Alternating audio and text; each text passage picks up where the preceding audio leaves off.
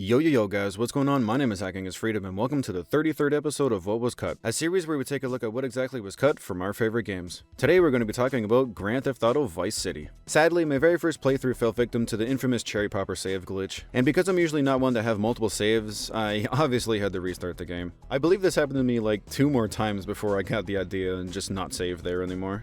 It really wasn't fun, but this was fixed in later revisions of the game, so some of you may have never experienced that before. Anywho, let's never save at the Cherry Poppers ice cream factory and figure out what was cut. Textures are up first, but we surprisingly don't have that many left over. The first group of textures I'm going to be talking about are radar icons for all the various radio stations in the game. We have V-Rock, Fever 105, K-Chat, Wild Style, Emotion 98.3, Vice City News, Flash FM, Wave 103, Radio Espantoso, and VCPR. There must have been plans to add all of these radio stations as actual buildings on the map, like how it is in GTA 3 and Vice City Stories. Vice City News, however, is the only radio station that actually got a physical location within the map. There's also 2 more radar icons that went unused, the first being a green house and the other is a simple bee icon. The green house should look very familiar to you, as it was later reused in GTA San Andreas. The purpose of it in Vice City would have been the same. It would have been used to indicate that a property is up for sale. The bee icon was originally used for Big Mitch Baker, but a much cooler black spade icon was used instead. This next texture is an injured version of Lance, and it's simply labeled as Buddy 3, and was most likely meant to appear in the mission Death Row. The news headline image from GTA 3 can only be found in the PC version of Vice City. I'm not really sure why it's here, other than it being a leftover. This texture is pretty interesting. It's labeled as LOD Everglades 2, which is obviously an old leftover of when Rockstar was working on the Everglades. It can actually still be seen in the final game's airport LOD model, although it just forms a straight line. Map designer Nick Taylor commented about the removal of the Everglades on his website, so this actually confirms that the Everglades were in the game at one point, and not just the concept. There's an image of Auntie Poulet in a yellow outfit that was supposed to be used as a loading screen. This loading screen can only be found in the PS2 release, and the final game has Auntie Poulet in a purple outfit. The reason this actually goes unused is because the game doesn't load long enough for it to actually show this loading screen properly, so it's pretty much just skipped. We'll be talking more about Auntie Poulet and her color changes later in the video. In the beta build, all of the business-related radar icons originally had a white background, and the printing business had no background at all. I'm pretty sure these were all changed due to them being really hard to see in the beta. This next texture is also quite interesting. It can only be found in the beta version, and it's located within the buildinghand.txd file, and the texture itself is labeled as Castro Tin Sign. It strangely doesn't seem to be used anywhere in the beta, but it is in the files. Judging by where it's located, buildinghand.txd, I'm assuming it was supposed to be seen in a hangar of sorts. This texture can only be found in the files of the beta build as well, and it's located within the chem.txd file. The texture itself is labeled as Bow Drug Neon Green, so it's definitely supposed to be this color. However, I'm sure this was just used as a placeholder for a drug sign advertisement. The texture is also quite small, only being 64 by 64. There may have been plans to add a 10th radio station called 810 VCN. This texture can be found in the PS2 version's menu graphics, where the other radio station logos are stored, and it's also listed in the American.gxt file, which is where all the game's text is stored. Finally, we're going to go over some of the textures that were slightly changed from the beta. The gaseous bag texture was a bit of a lighter blue and the text was stretched out a bit more. The stadium poster for the Hot Ring circuit originally had green text, both vehicles were gray, and the Hot Ring logo closely resembled the Hot Wheels logo. I'm pretty sure that's why this was changed, to avoid any potential copyright. Strangely, the car was blue in this advertisement, but it still kept the old logo design. Mary's Best Sellers was originally an office supply store, and it was green instead of purple. The WK Chariot was originally known as the Pelican. The Dundee word art was changed from this advertisement, quite possibly because it was too close to the real-world comic called The Dandy, which was created in Dundee, Scotland. Lastly, we have the biggest texture change from the beta. The Sunnyside Taxi billboard originally used the old taxi billboard from GTA 3, probably just as a placeholder. Next, we're going to go over some of the cut characters and NPCs. Starting with Ken Rosenberg, he was simply labeled as Lawyer in the beta. The biggest changes are obviously in the face, lacking a lot of detail, his glasses, and eye color. He's also missing his chest hair and chain. Sonny Forelli's goons weren't really changed up that much, besides the color of their pants. Here's Auntie Poulet's original design. I say original because she was changed to wear a purple outfit in the final release of the PS2 version, but this model can still be found in the beta build. She strangely kept this design in the PC release, so I'm not really sure what was going on here.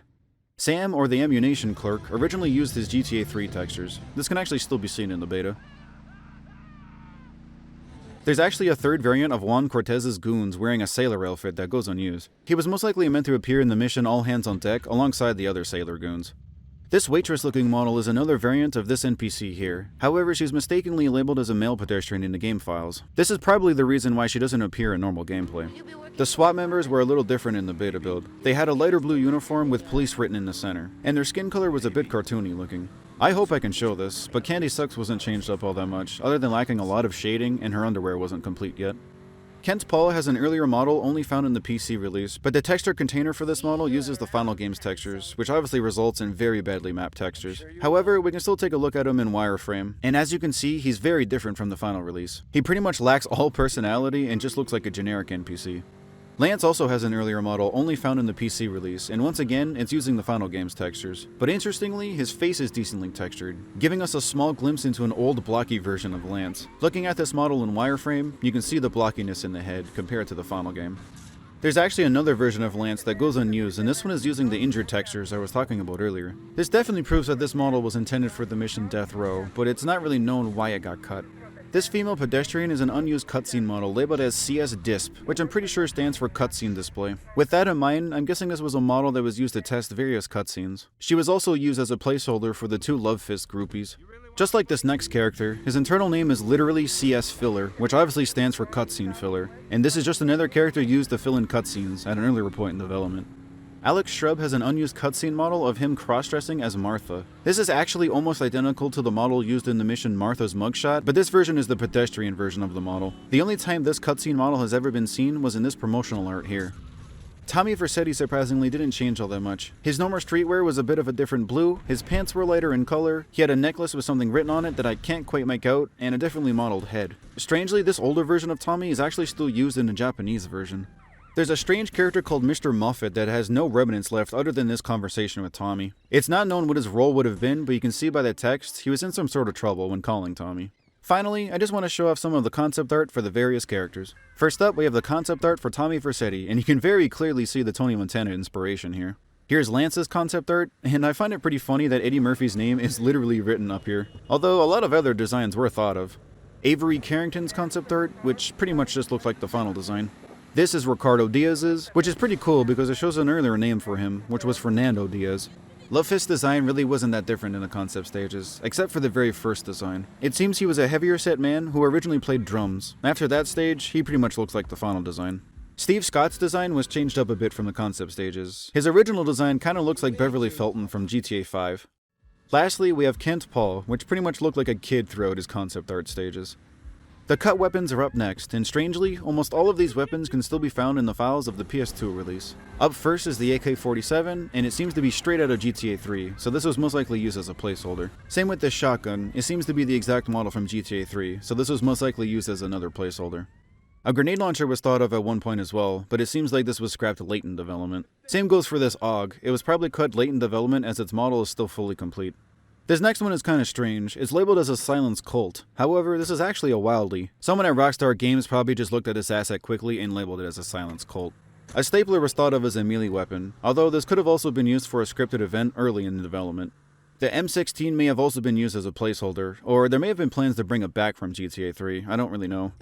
A snub-nosed version of the Python revolver, a landmine which was also cut from GTA 3, and even stranger, it's fully coded for GTA Vice City Stories, but still goes unused in that game too. A taser was thought of at one point, and this may have actually been used by the police. And same with the nail gun, it was once thought of to be a weapon, although in the final game it can only be seen on the walls of the tooled up shops. The MP5K was cut for unknown reasons, because it can still be seen in the intro cutscene, and there's even a HUD icon still left over for it as well.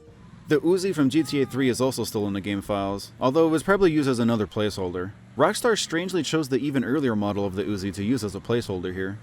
The in-game ammunition poster shows a silenced version of the Uzi, which can't actually be used by the player. There's even a leftover texture for it, however no model exists. This is what it could have looked like. However, this weapon did appear in Vice City Stories, but it looks a bit different. We have the rocket launcher from GTA 3, which was most likely used as a placeholder for the newer RPG model. Finally, we have the tear gas, which was removed in later revisions of the game. The only pickup for tear gas was behind the police station, and now it's been replaced by a grenade pickup. Next, let's talk about the various changes done to Vice City itself. First up, we have an earlier version of the map which can be seen at Sunshine Autos. It has a decent amount of differences, like the stadium being missing, this beach is missing, the entire dock and lighthouse area is missing, the main beach was a little smaller, and of course the airport was much bigger. You can actually still see the old design of the airport in the LOD model. This picture puts the size of the airport into perspective, and we can see the differences much better. We can also see the famous ghost tower here as well. Like we saw in the old design of the map, the LOD model of the Ocean Beach Lighthouse area doesn't seem to exist. Besides that though, there isn't any other interesting changes here. Once again, like we saw in the old map, the stadium is missing in the LOD model as well. A bit of changes were done around the mall area as well, mainly the mall's roof being a slightly different design. In a very early screenshot, we can see that the Ocean View Hotel used to be called the Clevelander. Funnily enough, the final game's Ocean View Hotel model is still labeled as Clevelander internally. Howling Pete's motorcycle shop actually has a small unused interior with full collision. It's unknown what the plans would have been, but perhaps there were plans on adding the biker outfit here. Time to talk about the vehicles, and a lot of them were changed up a bit. Starting with the FBI Rancher, the taillights were changed, this badge was removed, there was chrome around each window, and the texture for the headlights was changed slightly. This goes for the normal Rancher as well. The Mesa wasn't changed all that much. The roof had darker textures, the mirrors were a bit bigger, and there was a horse logo on the spare tire. The Patriot used textures from GTA 3, and it won't ever spawn with this back covering in the beta. The Gang Burrito only had slightly different headlights and brighter body textures. The Top Fun van originally had a logo that was much closer to the actual Top Gun logo, and that's probably why it was changed in the final game. The Toys van is also still left over in the files of the PS2 release, and it was most likely used as a placeholder for the Top Fun van. The Moonbeam had slightly different headlight textures, a back door trim, brighter body textures, a black rearview mirror, and a slightly bigger back plate. Mr. Whoopi wasn't changed all that much. The cab was extended, the body textures were brighter, and the headlight textures were a bit darker. The Benson used to use decals from GTA 3, the cargo area was slightly remodeled at the top, and it uses cleaner textures. The Barracks used the same textures from GTA 3 in the beta. Other than that, no other changes were made. The Freeway and the PCJ 600 only had its body textures changed. Strangely though, this old texture is still used for both of these bikes only on the PC release. The Bliss the Compact once again had darker headlight textures, brighter body textures, this badge was removed from the front and back of the car, and the front and back bumper textures seem to be more compressed in the beta. There's also this version which can be found in the first Manhunt, and you can very clearly see the resemblance to a Honda CRX here.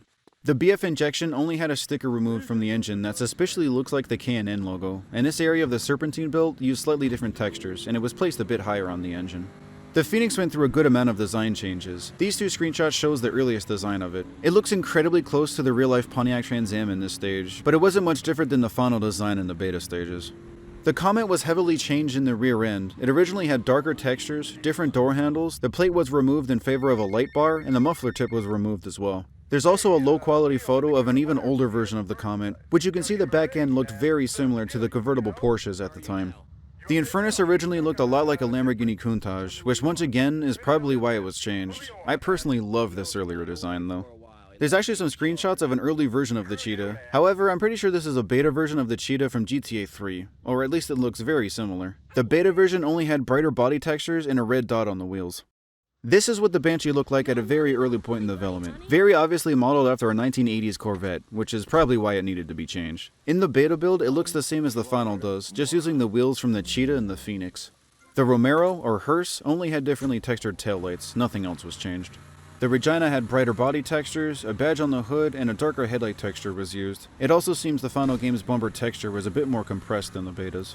The Esperanto had a completely different hood design, an overall smaller body design, a different hood ornament, and slightly different taillights. The Hot Ring only had its Rockstar logo changed and numbering added to the sides. The Dinghy's LOD model was much more basic in the beta build, pretty much looking like a raft with engine strapped to it. The Squallow originally had a different wing with a decal, different texturing on the vents, and the engine area was a bit different as well. The Speeder only had its windshield modeling removed and used brighter textures. The Taxis used to use the same textures from GTA 3 at some point in development, probably just as a placeholder. The Enforcer was originally black in the beta build, and it's basically the same texture from GTA 3, just slightly edited for Vice City. Police cars were all white in the beta build, but there's also this screenshot showing another design for the cop cars, which actually looks a lot better in my opinion. And for some reason, the police helicopter is white and blue. I'm guessing Rockstar was just unsure of what color scheme to go with for the police vehicles. Lastly, there's leftover handling data for a vehicle labeled as a Coast Guard Maverick, and I believe this screenshot is the only time this vehicle has ever been shown. Nothing else is known about this helicopter, but with its name we can assume that it would have patrolled around the beaches and Starfish Island. Onto the cut models, and we definitely got some interesting ones here. Like these first ones, these are colorized drug packages like the secret packages from GTA 3. It's not known if these were used as the placeholders for the secret packages before the Tiki statues were made, or if these were part of a mission of some sort. These 10 models were all supposed to be placed around various buildings and alleyways as decoration props. These models actually may look familiar, that's because they're all from the first Manhunt, and they were planned to be reused in this game. 4 vegetation models that were supposed to be placed around various spots of Vice City were cut. The first one was most likely going to be in the middle of a road as a divider. These 2 were probably going to be placed in front of buildings, or at least around buildings, and this final one is labeled as Veg Fern Balcony, which obviously means this was meant to be placed on various balconies. We have this model, which is labeled as VB Net, which most likely means volleyball nets were going to be seen around the beaches, although this net model looks very similar to the tennis net model. These 2 lounger chairs aren't used anymore. This first one is actually a reused asset from GTA 3, and it was actually placed in Starfish Island in pre-release media. This other one is just an unused variant of the normal one seen in-game.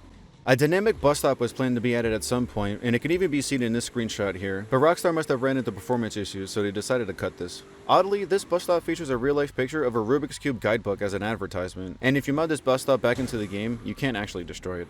There's also a trash can labeled as DYN trash can, but it doesn't actually seem to have any dynamic functionality. Perhaps it was cut early on before it even received its dynamic properties.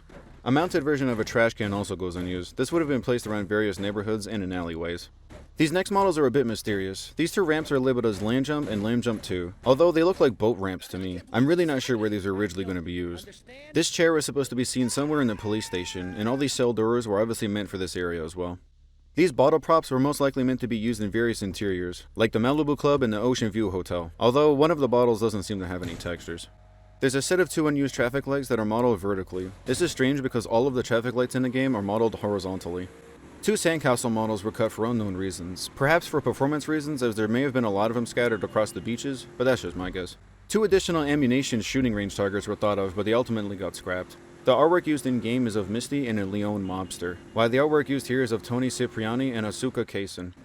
This bridge model is labeled as N Beach Bridge, which most likely means it was supposed to be placed somewhere in Vice Point. Its purpose is clearly meant to be a ramp, but due to the unknown placement, nobody knows the true purpose. I feel like it may have been tied to a mission of sorts. We have a separate model for the satellites you see on the roof of some buildings. The satellite dishes used in-game are baked into the building model and not separate pieces. Same with this Love Fist banner. The only one seen in-game is the one that's baked into the Vinyl Records Countdown store. This is an earlier model of the yellow beach hut seen throughout Vice Beach. I gotta say, the final game's version is much better. Have you ever wondered what the Ghost Tower actually looks like? I'm sure you've seen this LOD model many times, but this is what the Ghost Tower actually looks like. It's pretty much just a generic looking airport tower. Nothing crazy. This missile model was used for the old version of the rocket launcher from GTA 3, which I showed off in the weapons section. There's a weird pickup labeled as music pickup, and it's completely unknown what it was used for. You can spot it in with some modding, but there's no code attached to it anymore, so it doesn't do anything. Although, you can only pick it up on foot. Perhaps there were plans on adding these headphones as like a secondary secret package that would have allowed you to unlock more songs in the game. That's just my wild guess though, although that sounds really cool. Lastly, we have 2 leftover models from GTA 3, the first being the secret package, and the second is the GTA 3 logo. It's time for the sounds and voice lines, and we're going to start with the sound effects first, because there's only 2 of them. The only sound effects we have are leftovers from GTA 3, the first being the old pager sound, and the other is the old timer countdown sound. As for voice lines, we have quite a lot, starting with some from the golf course guard. Sorry, sir, no firearms on the course. Only clubs and maintenance equipment past this point. You'll have to leave the cannons at the door, sir. It seems there was going to be a guard blocking you from entering Starfish Island. Here's his voice lines. Sorry, sir, this is a private community. Sorry, residents and their guests only. Welcome, Mr. Vassetti. Good to see you again. Tommy Vassetti, Mr. Diaz is expecting you, sir. We have various lines from the strippers Tommy can watch dance. You want me, don't you? You like me better than the other girls? You like a dance, wouldn't you? You having a good time, sweetheart? Hey, you're big. I like that. Oh, I love this record, baby. Hey, handsome. You want to tell me what's on your mind, sugar? Are you all alone, baby? A few random lines for Tommy that are all listed as monologues, so these may have played after a mission. As soon as we're ready, I can send the fake crap up north. Okay, let's see what kind of shit I've inherited with this place. Rock and roll, huh? Oh, don't make me laugh. Lance, you stupid moron. Still, it gives me an opportunity to deal with Diaz. Bullying an old man? Who does this wise guy mob asshole think he is? When your best friend's a lawyer and you're taking advice from a Texan crook, you know things ain't going well. Some voice lines from someone calling Tommy at the Sunshine Auto business. Mr. Vassetti, I have here a signed piece of crap stating that you have taken on all of BJ's Used Auto's debts.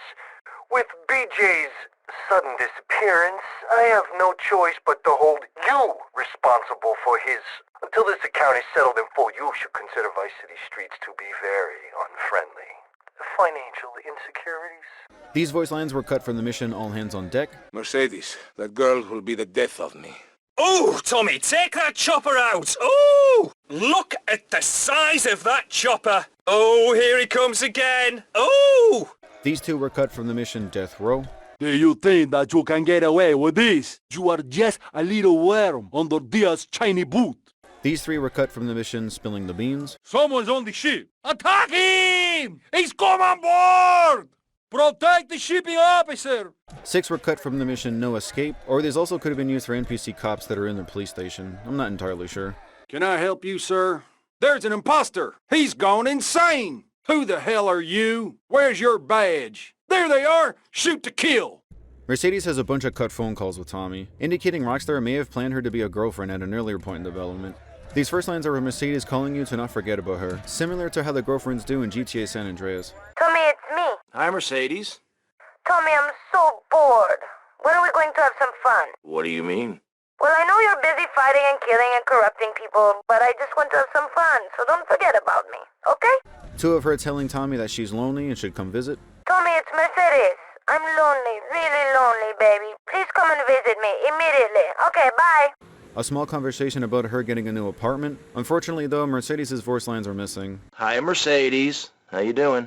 I'd love to. I'll catch you later.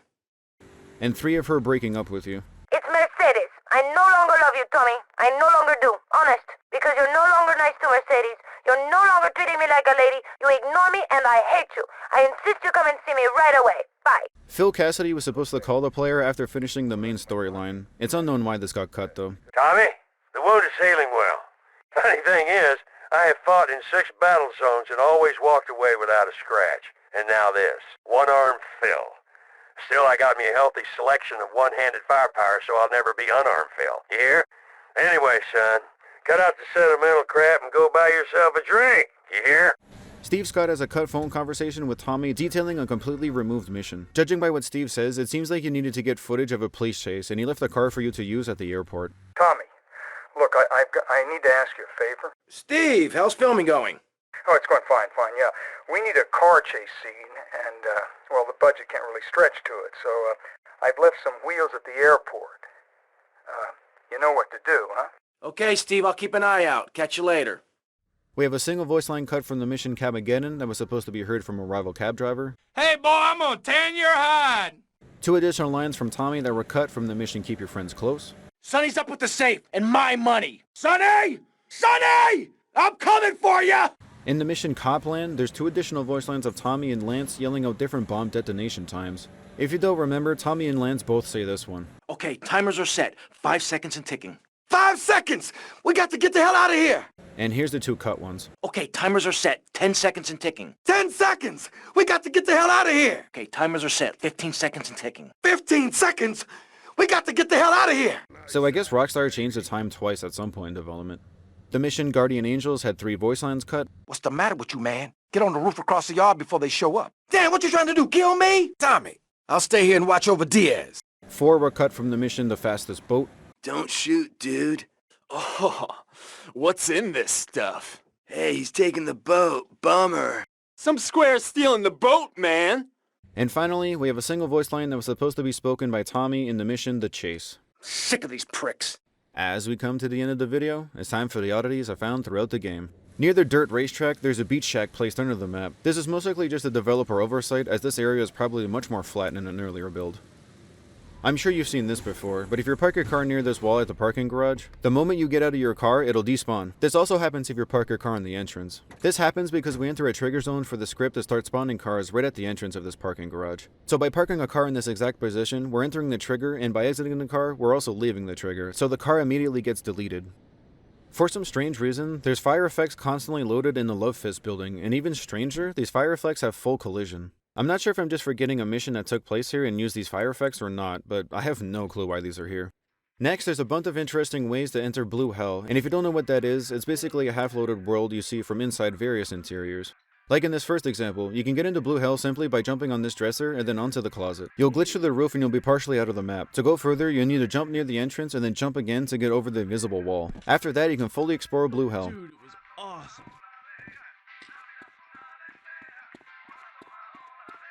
Another way of entering Blue Hell is in Vice Point Mall, specifically in the record store. This one is a bit more difficult, but you'll need to jump on the middle of this display rack. Once you get the right jump, you'll just simply clip through the ceiling. Head towards this corner, jump, and follow this lip until you're just past the ammunition. Now just fall, and then you'll be teleported to Blue Hell.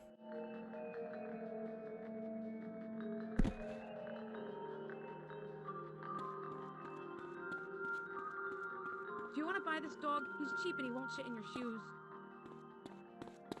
The final entrance to Blue Hell I want to show you is the easiest. Simply head to apartment 3C, hop on the bathtub, and then just run in the corner. If you don't immediately go through the wall, just stop and then start running again. You should be pushed through the wall, and once again, you've entered Blue Hell. Get out of my face! There's also a way to get into Blue Hell by using the Malibu Club, although I couldn't quite figure out where to fall, as the entire Malibu Club is encased with invisible walls. But anyway, simply jump on the bar, jump on this smaller refrigerator, and then jump on the bigger refrigerator. Walk backwards while jumping and you should clip through the ceiling. Walking this way you'll hit a lot of invisible walls, and jumping straight out from the glitch puts you in water. In the beta build, there's some sort of text you can activate by pressing select and X together. This could be a simple text test, or it may have been a test for seeing how different mission path fonts looked in-game. I'm not really sure, but it's definitely cool to see this. I'm sure you've all seen this texture before. It's located behind a wall at the downtown ammunition store, and it can only be seen by aiming through the wall with an RPG or by using FreeCam. It's not known if this was mistakenly placed behind the wall or intentionally placed there, and even stranger, the texture itself is labeled as resize of Ronnie test, so we can at least assume that this was a test image. In the cutscene to the mission Messing with the Man, there's an unused NPC that's been poorly hid under the floor. It seems like there was originally going to be a waitress here, as the model is labeled as M Server, which is actually what the waitress is labeled as internally as well. He also has female animations attached to him, further supporting this theory. Did you know there's a pretty cool Crazy Taxi reference hidden within the code of the taxi missions? Hey, it's time to make some crazy money. For some strange reason, there's two other versions of the PS2 save icon included on the PS2 disc. The first one is a strange distorted version of the original, and the other one seems to be the logo just toppled over, which I believe would have been used as the deleted screen icon. All of the weapons were slightly changed from the 1.0 revision of the game. I guess Rockstar just felt like they needed to update the weapon designs a little bit, although I don't really see anything wrong with the first set. I also hope I can show this, but did you know that Candy Sucks really likes kittens? In the Japanese version, due to the Computer Entertainment Rating Organization having stricter rules on sexual content in the ESRB, all of the pictures of Candy were changed to stock photos of kittens, including the one Candy gives to the player as a gift. The spotlight texture for the mission G Spotlight was also changed, just to have text. Finally, I'd like to talk about an interesting cheat that I don't think many of us have even used. It's called the Big Wheels cheat, at least on the PS2. On the PC, it's known as Loads of Little Things. So, as you've been seeing in the background, you can get pretty crazy with activating this cheat. Although, you do need to reload your save each time when activating the cheat to grow the tires like this. The Infernus, Phoenix, and Cheetah all get the Big Wheels, and a bunch of other cars get a lot of strange abilities too. Like for example, the Comet becomes incredibly strong and it's completely waterproof. The SUV class of cars all seem to get a pretty good acceleration boost, and the caddy and baggage handler get an extreme speed boost. It's actually super fun just driving around, drifting, and hitting jumps with the super speed. To be honest, I had no idea this cheat existed as a kid, and I had no idea that all of these other little trinkets were thrown into this cheat. And that's all I have for Grand Theft Auto Vice City. A big thanks to Random Stuff X8280 for suggesting this like way back in August of 2024, and a big thanks to Ninesard for recently suggesting this. It was actually really fun diving into this one since the Vice 48 build was leaked just a few months ago. There's actually just so much to talk about when it comes to GTA, and I really hope I showed you something new. I'm also really sorry about this late post. In the middle of March, I was away for about a week and a half helping a family member. Then just after that, I got a new phone, so I was doing a lot of that. And then also just a few days ago, it was my birthday, so I've been pretty busy. Anywho, if you have a suggestion for the next What Was Cut episode, please feel free to comment down below. With that being said, thank you so much for watching, and I'll see you in the next one. Peace.